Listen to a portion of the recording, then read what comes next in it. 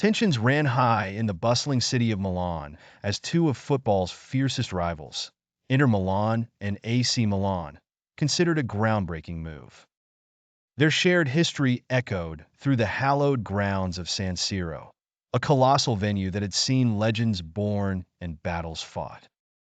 Yet, the conversation now shifted towards the future, a new stadium.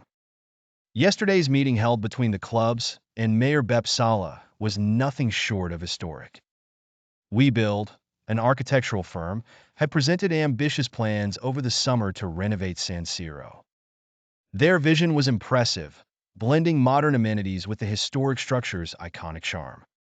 But the clubs weren't sold. The renovation plans, promising as they were, didn't align with their ambitious aspirations. In an era where modern stadiums symbolize power and prestige, both Nerazzurri and Rossoneri felt only a new structure would suffice. They firmly conveyed their decision to Mayor Sala, ending hopes of staying at a revamped San Siro. However, hope sprung anew from an unexpected corner. According to the Corriere della Sera, discussions took a positive turn as talks veered towards building a new arena adjacent to San Siro. The idea resonated. It would preserve the legacy while ushering in a new era of football excellence. The club's broader vision even extended to considering new locations, Inter in Rozzano and Milan in San Donato.